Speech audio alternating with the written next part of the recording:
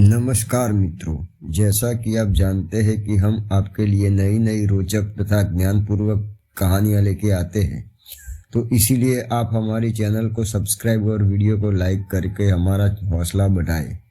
तो देर ना करते हुए चलते हैं कहानी की ओर। एक बहुत ही सुंदर नगर था। वहाँ पर एक किसान परिवार रहता था। परिवार में एक बूढ़ा किसान, उसकी बीवी, एक बेटा और उसकी बहू रहते थे। बेटा बहुत ही पढ़ा लिखा होने की वजह से पास ही के शहर में उसकी अच्छी सी नौकरी मिल गई थी, तो वो शहर जाकर नौकरी करने लगा। यहाँ गांव में उसकी पत्नी सास ससुर की सेवा बहुत अच्छे से कर रही थी। वो भी पढ़ी लिखी थी और होशियार भी थी। वो पक्षियों की आवाज़ समझ सकती थी। एक दिन उसके घर के आगे पेड़ पर घुवड़ बोल रहा था। उसकी आवाज़ सुनकर वो उठी और फावड़ा लेकर खेत की ओर चल गई।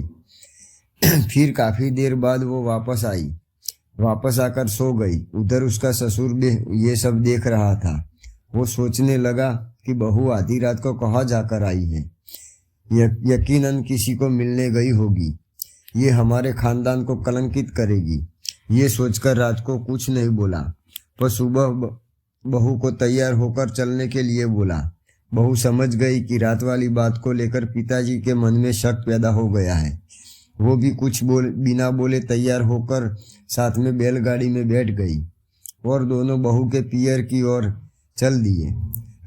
रास्ते में एक अमरूद का बगीचा आया। वो बहुत ही अच्छे अमरूद लगे हुए थे, तो किसान से रहा नहीं गया और बोला, वाह क्या बगीचा है। यकीनन ये किसान किस्मत वाला होगा जिसका ये बगीचा है। तो बहू ने कहा, अगर सड़न ना लग जाए तो। बहू की यह बात सुनकर किसान को लगा कि ये बदचलन के साथ मुंह फटी भी है। जाते जाते रास्ते में सुंदर और संपन्न गांव आया। वहाँ के लोग बहुत ही खुश नजर आ रहे थे। सब अपनी अपनी मस्ती में मस्त थे। किसी को किसी की परवाह नहीं थी। ये सब देखकर किसान बोला, वाह कितना सुंदर और सुखी गांव है, और ये गांव के लोग भी बहुत खुश नजर आ रहे हैं। ये सुनकर बहू बोली, अगर उजड़ न जाए तो। ये सुनकर ससुर को गुस्सा तो बहुत आया, पर यह सोचकर चुप हो गया कि वैसे भी इसको इसके घर पे छोड़ना ही तो है। ऐसे ही सोचते सोचते बैलगाड़ी चला रहा था। बीच में एक हट्टा कट्टा आदमी मिला, तो किसान ने सोचा कि ये यकीनन ये पहलवान ही होगा और बोला, वाह क्या कसा हुआ शरीर बनाया है। तो तुरंत ही बहू ने कहा, अगर मार ना खाए तो। ऐसी बातों बातों में बहू का नैनिहाल आ गया। तो किसान ने अपने बैल छोड़कर एक बरगद के पेड़ के नीचे आराम करने के लिए बैठा, पर बहू वहां से दूर गई और थोड़ी दूर जाकर बबूल के पेड़ के नीचे बैठ गई।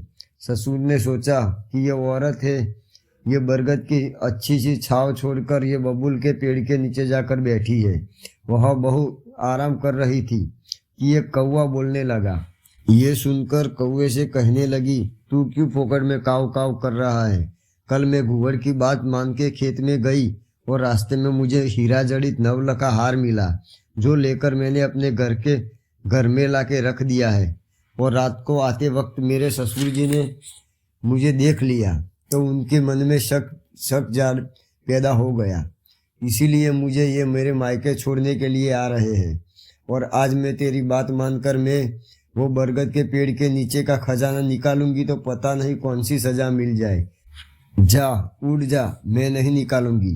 कौवे और बहू की बात सुनकर वो किसान जाकर उसने बरगद के पेड़ के नीचे से थोड़ा सा खड्डा खोदा, तो अंदर से सोना चांदी से भरा एक कुल्लर निकला।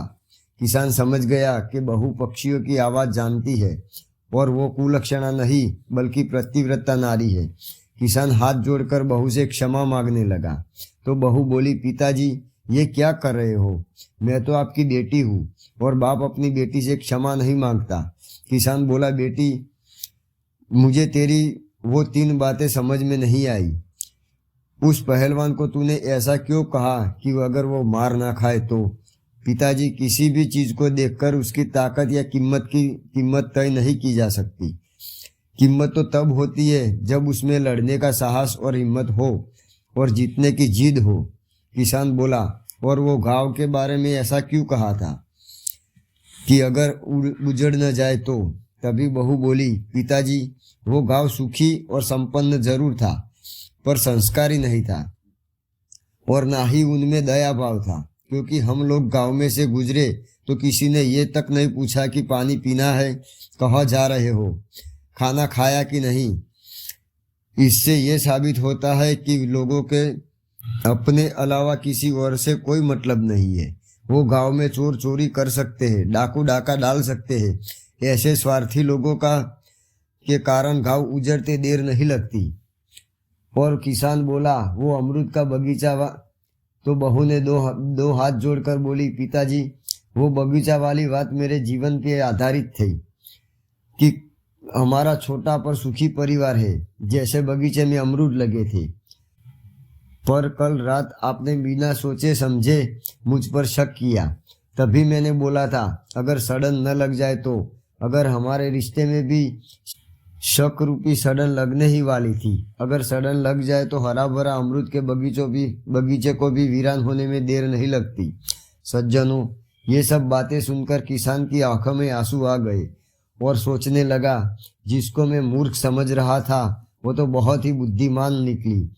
ये इसमें एक आदर्श पत्नी और बहू के सारे गुण हैं।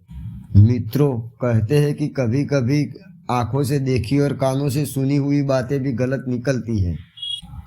और शक एक ऐसी बीमारी है जिसकी आज तक कोई दवा नहीं बनी। तो मित्रों, कैसा लगा ये हमारा वीडियो, कमेंट करके ज़रूर बताना और हमारी चैनल को सब्सक्राइब करना ना भूलना। जय श्री राम।